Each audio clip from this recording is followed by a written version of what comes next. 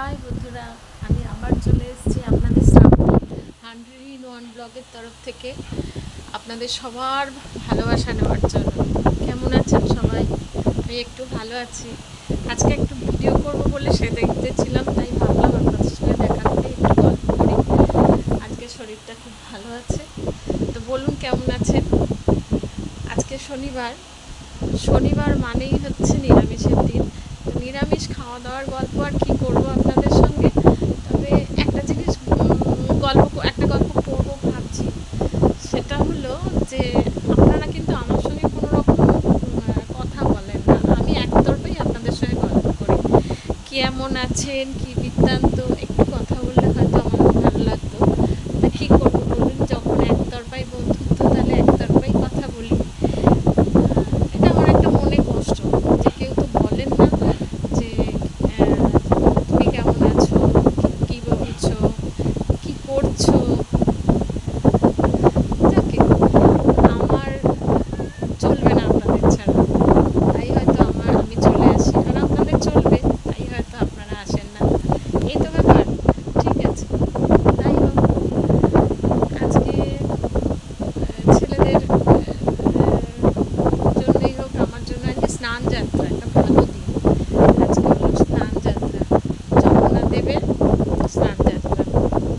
স্নান যাত্রা মানেই হচ্ছে এবারে রথের দিন চলে আসবে, উল্টো রথ সোজা রথ। ছোটোবেলায় অনেক অনেক আনন্দ করেছি, এই সময় থেকেই একটা আনন্দ হতো, রথ আসছে রথ আসছে। এখন ছেলেপুলেরা সেগুলো রথ সাজানোর ব্যাপার ওদের কাছে থাকে না, ওরা করে না। তবে মেলায় যাওয়ার জন্য ছোটোটা খুব নাচানাচি করছে, খুব আনন্দ। বন্ধুদের মেলায় যাবো, মা মেলায় ঘুরবো, ওই একটুখানি গেছিলো, প্রসাদ নিয়ে এসছে, প্রসাদ খেলাম। মানে এটা হচ্ছে আমার আমার মনে হয় যে ঈশ্বর ঠিক টাইমে ঠিক জিনিসটা পাঠিয়ে দেয়।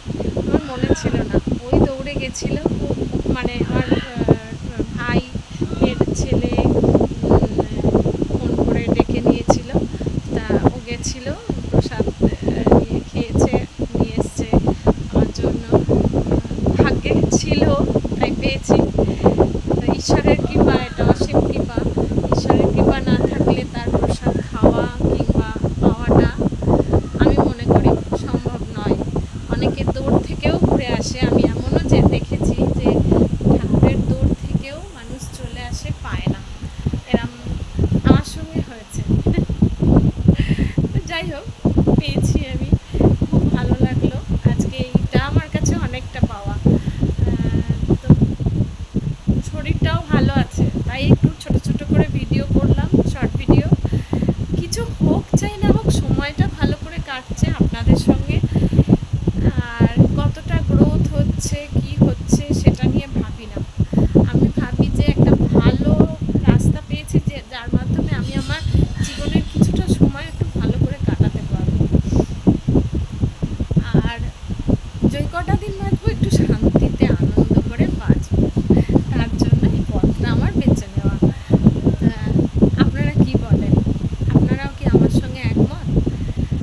লড়াই তো জীবনে সবার আছে, কম বেশি সবাইকে লড়াই করে বাঁচতে হয়, কিন্তু তার মধ্যে থেকেই একটু ভালো সময় খুঁজে নেওয়া এবং ভালো থাকার চেষ্টা করাটা, এটা কোনো অপরাধ নয়, তাই না?